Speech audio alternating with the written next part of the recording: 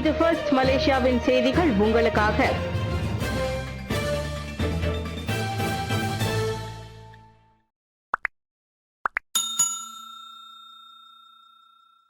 இவ்வாண்டு மடானி மக்கள் முதல் நிகழ்ச்சி இப்போ மேரு ராயாவில் நேற்று தொடங்கியது. இவ்வாண்டில் மடானி மக்கள் புரோகிராம் மடானி ராக்கியாத் PMR முதல் நிகழ்ச்சி பேரா ஈப்போவில் உள்ள மேரு ராயாவில் தொடங்கியது. சுமார் 1,00,000 பார்வையாளர்களை ஈர்ப்பதை இலக்காக கொண்டு 3 நாட்களை கொண்ட இந்த நிகழ்ச்சி நேற்று தொடங்கியது. மக்களுக்கு பல்வேறு அரசு சேவைகளை ஒரே இடத்தில் பெறுவதற்கான ஒரு தளத்தை இந்த நிகழ்ச்சி வழங்குவதால் நேரத்தையும் செலவுகளையும் குறைப்பதாக வீடமைப்பு மற்றும் ஊராட்சித்துறை அமைச்சர் ஞாங்கோர் மிங் தெரிவித்தார். இந்த நிகழ்வில் மாணவர்களின் திறமைகளை வெளிப்படுத்தும் கலை கலாச்சார நிகழ்ச்சிகள், விவேக நகர மேம்பாடு மற்றும் நிலையான சமூகங்கள் தொடர்பான கலந்துரையாடல் உட்பட சமூகத்தின் அனைத்து தரப்பினரும் பங்கேற்கும் வகையில் நிகழ்ச்சிகள் ஏற்பாடு செய்யப்பட்டுள்ளதாக அவர் கூறினார். மேலும் செயல் விளக்கங்கள் மூலம் விவேக நகர தொழில்நுட்பத்தை அறிமுகப்படுத்துவதும், சிறிய குறுகிய மற்றும் நடுத்தர தொழில் முனைவோர்களுக்கான ஹலால் சான்றிதழ் வழிகாட்டுதல்கள், அதன் மூலம் பரந்த சந்தை அணுகலை அவர்கள் பெறுவதற்கான வாய்ப்புகளையும் இந்த நிகழ்ச்சி வழங்குகிறது.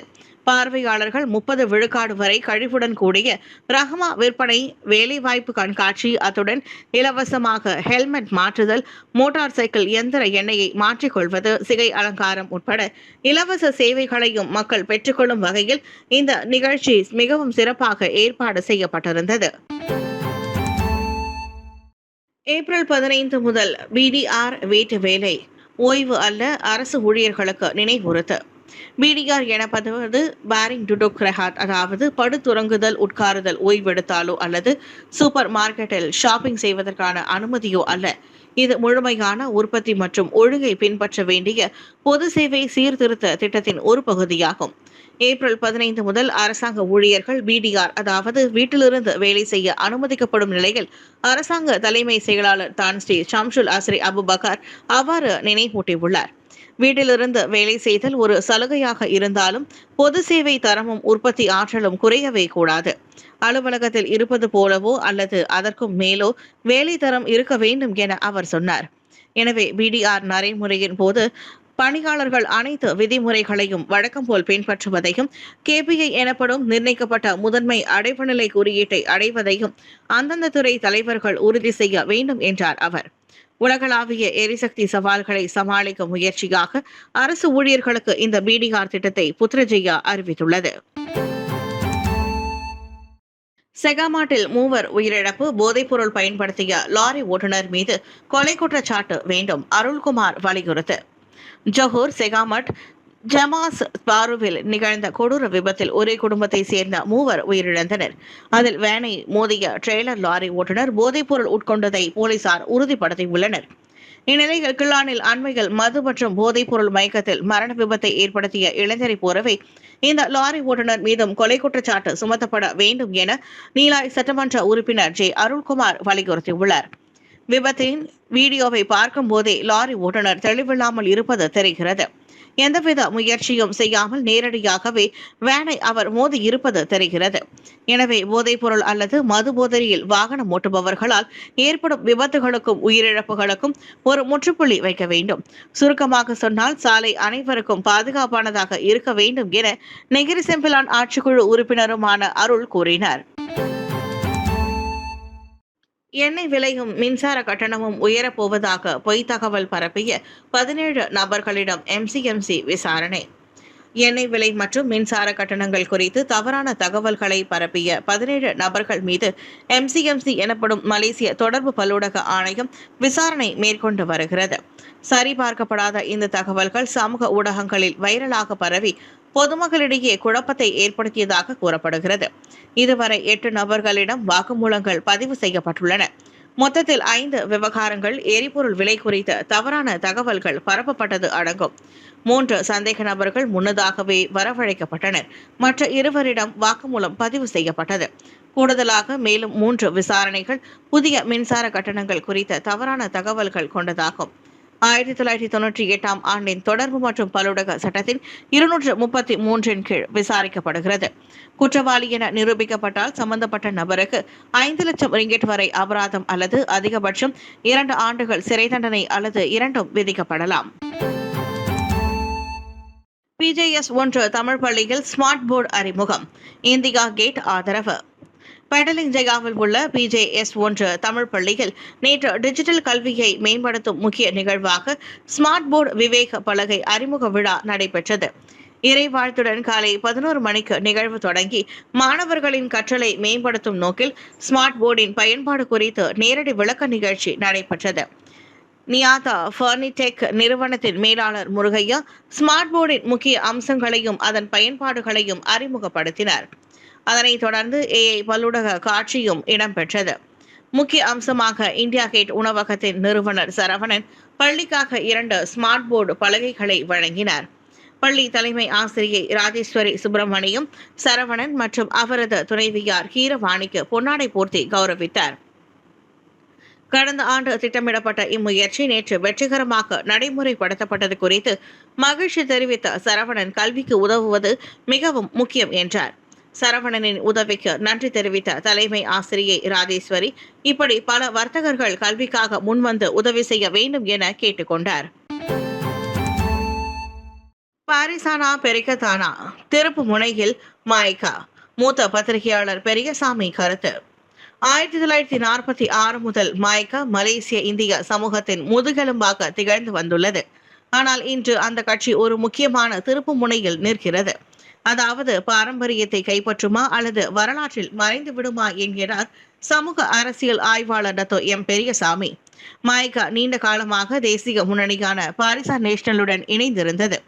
ஆனால் கடந்த ஆண்டு 79வது தேசிய பொது பேரவையில் பாரிசானை விட்டு விலகி எதிர்க்கட்சியான பெரிகதான் நேஷனலில் சேரும் தீர்மானத்தை ஒருமனதாக நிறைவேற்றி பரபரப்பை ஏற்படுத்தியது.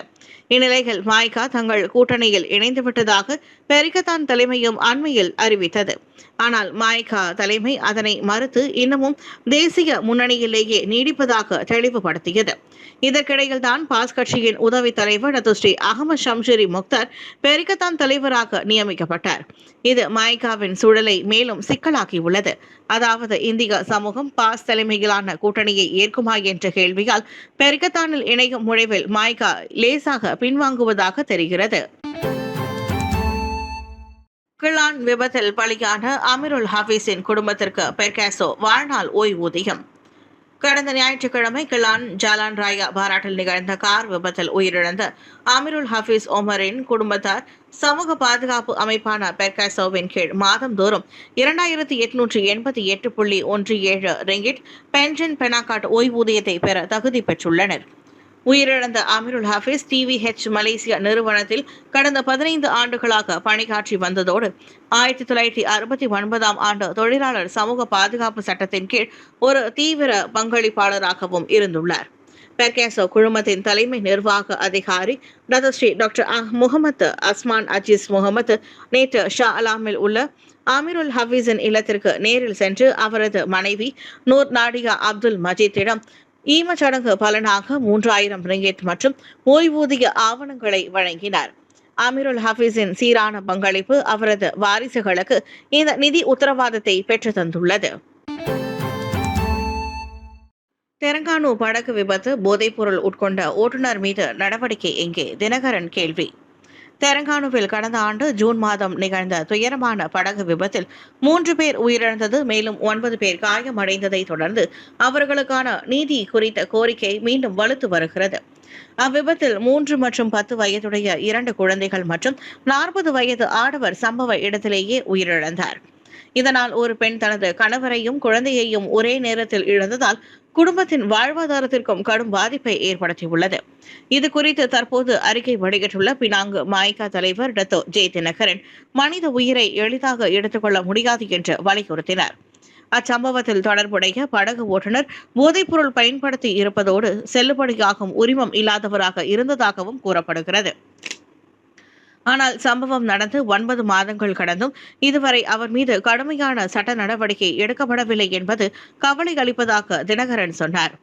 எனவே அதிகாரிகள் உடனடியாக விசாரணையை முடித்து சம்பந்தப்பட்டவர்களுக்கு எதிராக சட்ட நடவடிக்கை எடுக்க வேண்டும் என்றும் பாதிக்கப்பட்ட குடும்பங்களுக்கு நீதியை வழங்க வேண்டும் என்றும் அவர் கோரிக்கை விடுத்துள்ளார். 9 வயது மகளை கொலை, தாய் மாற்றான் தந்தை மாமனார் மாமியார் மீது குற்றச்சாட்டு.